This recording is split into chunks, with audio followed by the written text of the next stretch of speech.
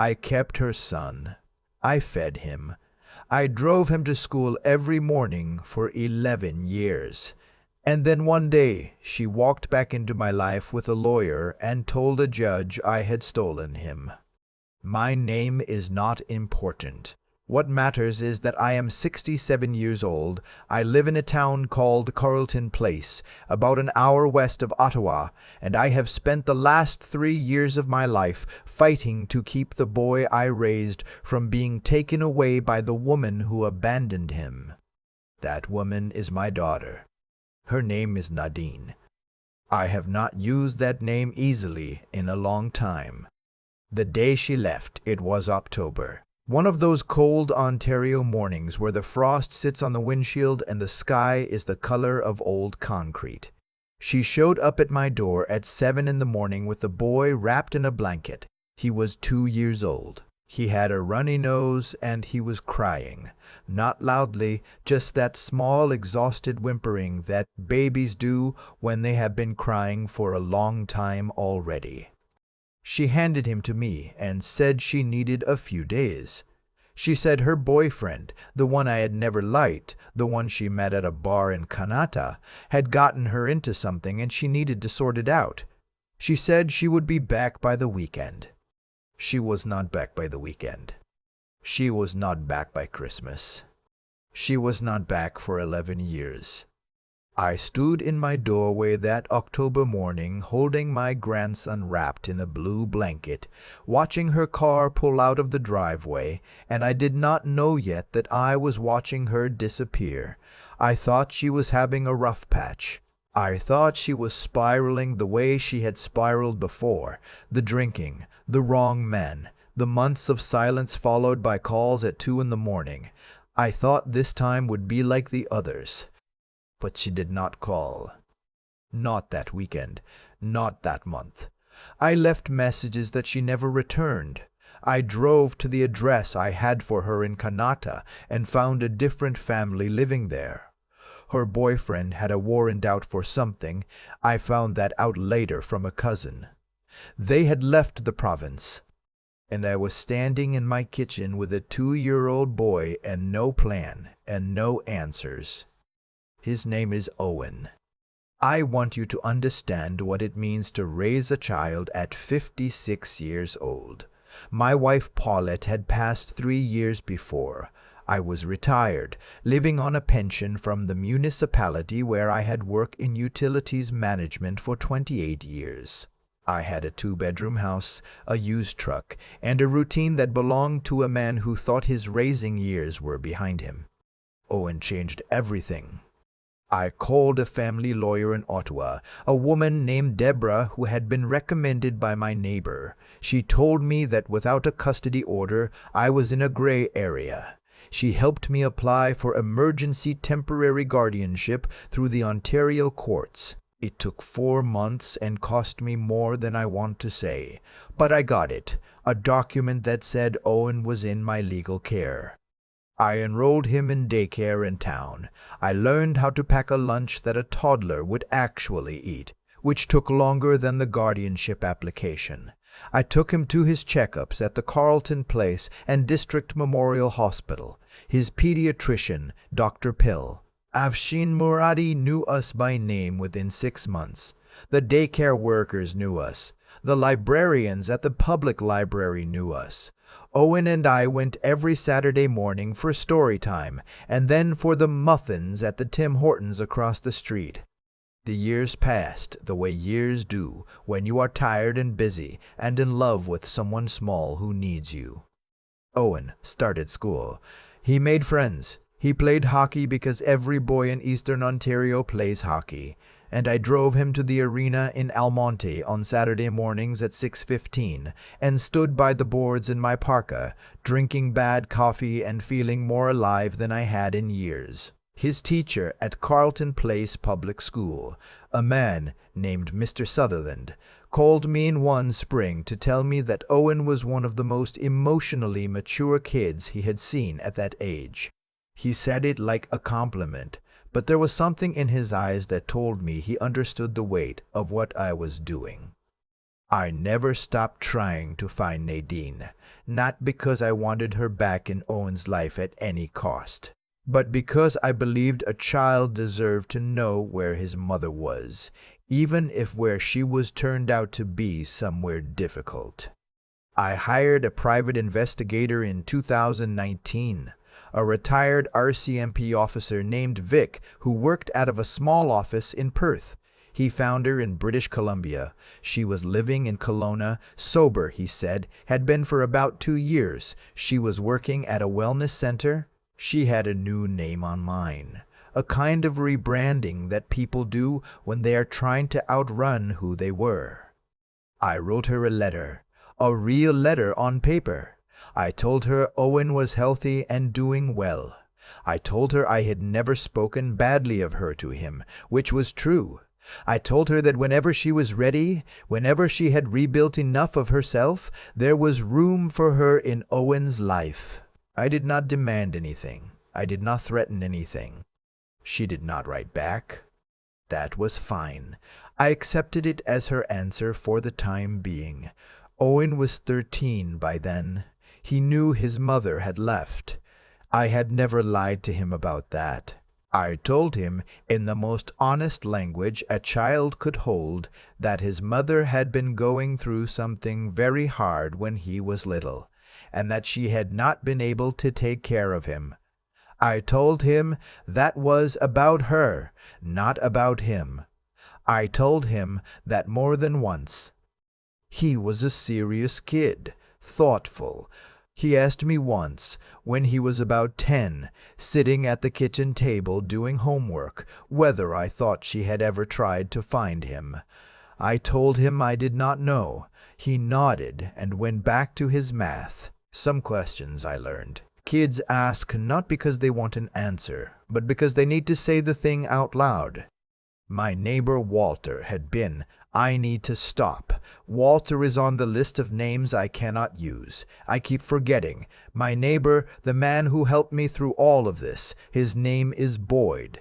Boyd Carmichael. He had lived next door to me for 15 years, a widower like me. Retired from the paper mill in Arnprior. He used to come over on Sunday evenings, and we would watch the Senators game and argue about the lineup, and he was the person I called the night the police showed up at my door. That night came in February. Owen was 13. He was upstairs doing his homework. I was in the kitchen making soup, the thick pea soup that my mother used to make, the Quebecois kind, with the salt pork, when I heard the knock. 2 officers from the OPP, young, both of them. 1 woman, 1 man. They were polite, but their faces had that careful blankness that police put on when they are delivering something serious. They told me they had received a report that I had been holding a minor without legal authority, a report of parental abduction. I stood in my kitchen with the soup still on the stove, and I could not speak for a moment. The report had been filed by my daughter. Nadine had hired a lawyer in Vancouver. She had contacted the OPP with a document. I found out later it was a letter from a British Columbia family lawyer, claiming that I had never had proper legal authority over Owen, and that she had been attempting to recover her son for years, without success. For years. The woman who had not written back to my letter, the woman I had been unable to reach for a decade, she was now claiming she had been trying to get him back. I showed the officers the guardianship order. The woman looked at it and then looked at her partner, and I could see something shift in her expression. But she said they still had to follow protocol. She said Owen would need to be interviewed. She said I should not plan any travel. They left without taking Owen that night. But the younger officer, the man, paused at the door and said quietly that I should get a lawyer. He said it like he was telling me something off the record. I thanked him. I called Boyd at 9:30. He came over immediately, still in his barn coat, and he sat at my kitchen table while I stood at the counter shaking. Owen had heard the knock and come downstairs. He was standing in the hallway in his socks, and he looked at me with those clear brown eyes and said, "Grandpa, what did they want?" I told him there had been a misunderstanding, that I was going to sort it out. He said, "Is it about my mom?" I told him we would talk about it properly tomorrow. He nodded and went back upstairs. I heard him turn off his light at 10:15. I did not sleep. I called Deborah, the Ottawa lawyer, first thing in the morning. She had retired, but her assistant gave me the name of another family lawyer at the same firm, a man named Peter Haverstock. I reached him by 10. He reviewed my guardianship documentation over the phone and told me I was in a stronger position than I probably felt. He said the original order was properly registered in Ontario. He said my daughter had not contested it at the time and had made no legal application to modify it since. But he also said that family law was complicated and that Nadine's BC lawyer was apparently arguing that the original order had been obtained under false pretenses, that I had claimed she was unreachable when I had allegedly been in contact with her, which was a lie. I had the letters. I had the records from Vic, the investigator. I had the returned envelopes and the unanswered phone logs. I had 11 years of doctor's appointments and school records and hockey registration forms. I had a paper trail that could fill a storage unit. What I did not have was the one document that mattered most. Before Nadine left that October morning, she had written something. I had not thought of it in years. It was a handwritten note, barely a paragraph, on a piece of paper she had pulled from my kitchen notepad. She wrote that she was leaving Owen in my care because she was not in a position to look after him, and that she trusted me to do right by him. She signed it. I had kept it in a file folder in my filing cabinet, the kind of thing you hold on to without knowing why. That note was in my house, but my house had a problem. 3 days after the police visit, I came home from the lawyer's office to find that someone had been inside. Nothing was taken, nothing obvious anyway, but the filing cabinet in my study had been opened. The drawer was not fully closed, and I am a man who closes drawers. I went through it and found the folder. The note was gone. I called Peter immediately. He told me to document everything, to write down exactly what was missing, take photographs of the cabinet, file a report with the OPP.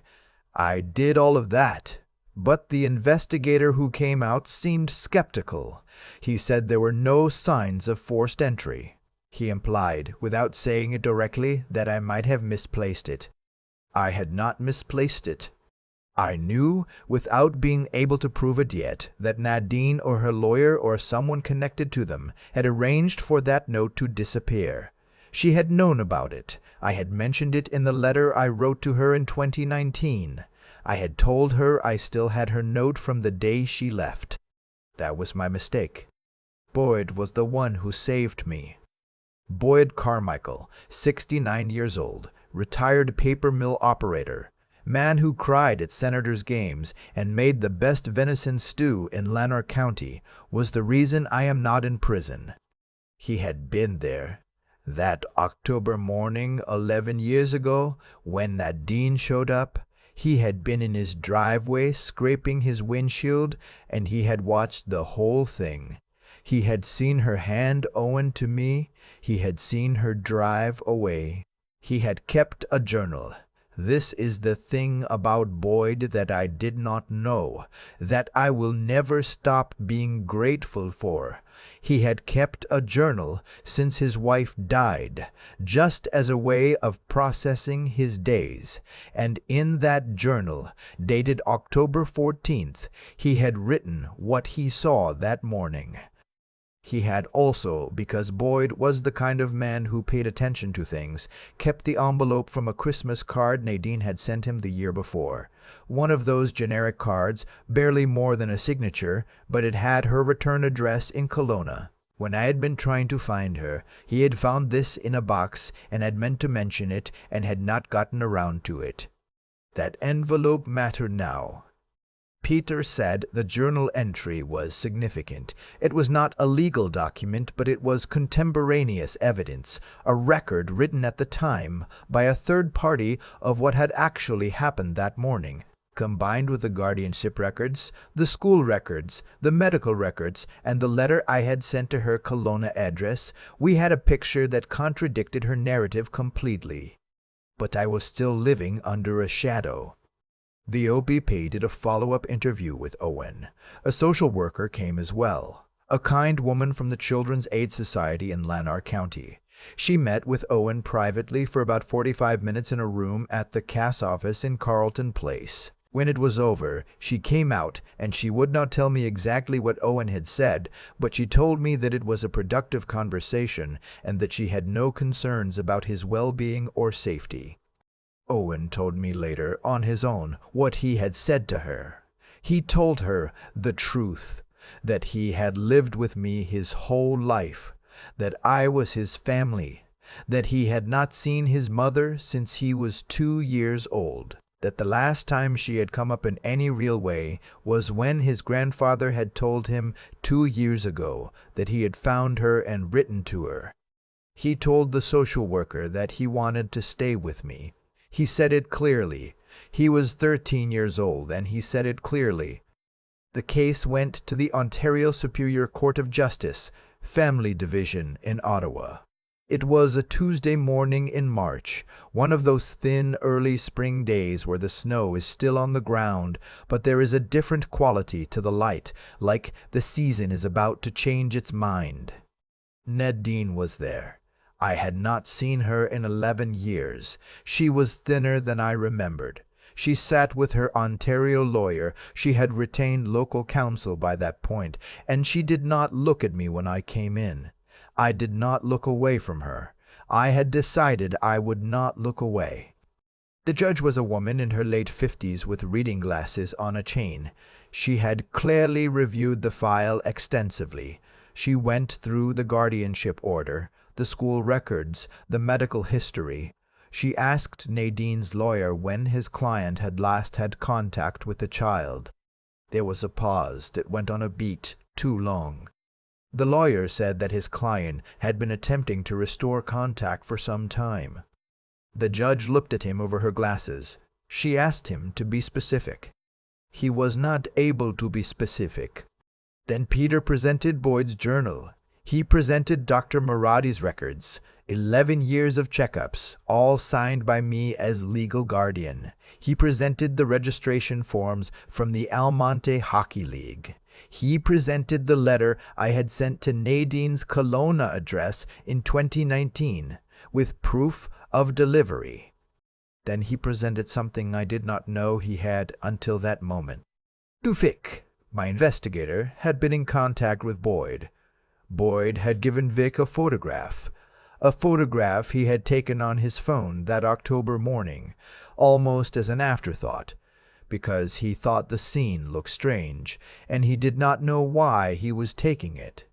It was a blurry picture of my driveway, Nadine's car just beginning to pull out, my back visible in the doorway, holding a bundled shape. It was not a perfect photograph, but it was dated. It was time-stamped on his phone. October 14th, 11 years ago. The judge looked at it for a long time. She asked Owen, he had been brought in briefly, with the social worker present, whether he would like to say anything. He stood up straight. He was 13, and he was tall for his age. And he looked at the judge, and he said he had been raised by his grandfather, and that this was his home, and that he did not want to go anywhere else. The judge thanked him and asked him to step back outside. The silence in that courtroom lasted about 10 seconds. Then she began to speak. She dismissed Nadine's application. She upheld the existing guardianship order. She added language to the order making it explicit and permanent, with provisions for any future custody challenge requiring clear evidence of a material change in circumstances. She noted in terms that I will not forget that the record before her showed no evidence of parental abduction and considerable evidence of a stable, long-term caregiving relationship. She noted that the minor had expressed clear preferences consistent with his best interests. She also said something to Nadine's lawyer that I have thought about many times since. She said that the court took a serious view of applications that appeared designed to leverage legal process against a legitimate caregiver, and that any future applications without substantive new evidence would be viewed in that light. Nadine left the courthouse without speaking to me.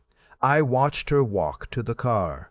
I thought I would feel something dramatic, fury or relief, so intense it knocked me down.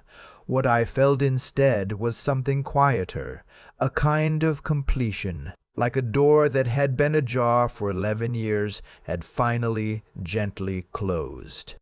Boyd was waiting in the parking lot. He had not come inside. I had asked him not to, because I did not want him there if things went badly. He was leaning against his truck with his hands in his coat pockets, and when he saw my face, he just nodded. We drove back to Carlton Place in separate vehicles, and that evening he came over, and we had the pea soup that I had never finished making the night the police came, because I had frozen it, and we watched the Senators lose, and he fell asleep in the armchair around 9:30. I sat there in the quiet and I looked at this old man sleeping in my chair, and I thought about what it means to have someone who shows up. Not in the grand dramatic way, not with a speech or a sacrifice or a moment you could put in a movie, just someone who keeps a journal, who holds on to an envelope, who walks across the driveway in his barn coat at 9:30 at night because you called. Owen finished grade 8 that June. He made honor roll. He scored his first goal of the season in the last game before the rink closed, and he turned around with his arms out and skated toward me at the boards, and I put my hand on the top of his helmet to the glass the way I had done since he was 4 years old. He knew about the court case. We talked about it properly, the way I had promised. I told him as much as a 13-year-old needed to know, which was most of it. He asked me if I was angry at his mother. I thought about that for a moment. I said I used to be. I said I thought I had moved past it into something more like sadness, and then past that, too, into something that did not have a clean name. Something like, I hope she finds whatever it is she has been looking for all this time. He thought about that. Then he said, "That's a pretty generous thing to say."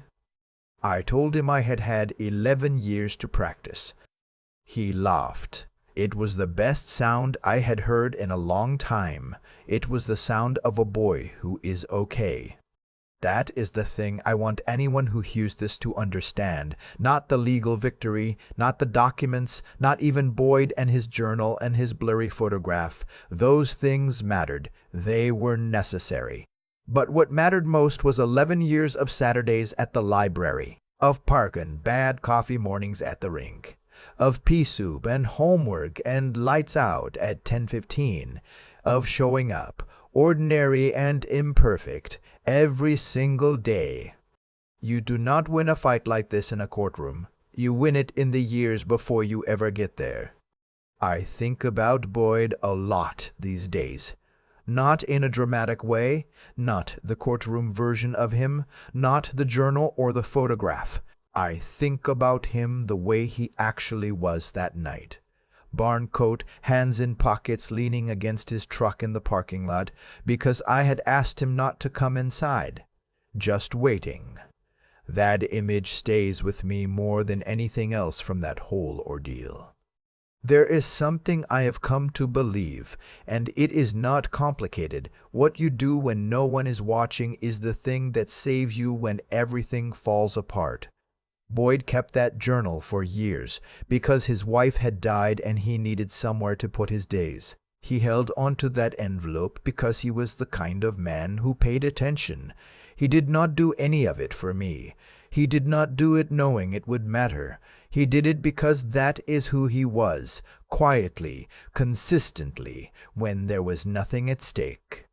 That is what I mean when I say integrity is not a performance, it is a habit, it accumulates, and eventually, in ways you cannot predict, it becomes evidence. I think about Owen and that Cass office, sitting across from a social worker he had never met at 13 years old, and telling the truth, not because I coached him, not because he was trying to help me, because he had been told the truth his whole life, and it had become the only thing he knew how to give back. That is what happens when you raise a child honestly. Even when honesty is hard, even when it would be easier to soften things, to protect them from a version of events that is painful. Owen knew who he was and where he came from, because I never let him live in a comfortable fiction. And when it mattered most, he walked into a room and spoke with a clarity that no lawyer could manufacture. I made mistakes in all of this, telling Nadine in that letter that I still had her note. That was a mistake born of wanting her to know that I had been fair, that I had documentation, that I was not afraid. What it actually did was give her a target. I trusted that honesty would protect me when it only warned her. I learned that being forthright and being strategic are not the same thing, and that a good person still has to think. But here is what I also know. The years I put in before any of this happened were not strategic. I did not drive Owen to hockey at 6:15 in the morning because I was building a legal case. I did not take him to the library every Saturday because I was accumulating evidence of good character. I did it because he needed it, and I was the one who was there. And the court record that eventually protected us both was just a reflection of that. 11 years of ordinary, unglamorous showing up, compressed into a file folder. Nadine made her choices. I used to spend a lot of energy being angry about them. At some point, that energy became more expensive than it was worth. I hope she is okay. I mean that, plainly, without performance. Not because anger is wrong, or because forgiveness is a virtue I am claiming, but because carrying it costs too much, and Owen is watching how I carry things. He is always watching. That is what children do. You do not win a fight like this by being clever or lucky or even righteous. You win it by having lived in a way that, when examined, holds up. That is the only armor that actually works. Owen made honor roll. He scored that goal. He laughed in my kitchen. That is enough. That has always been enough.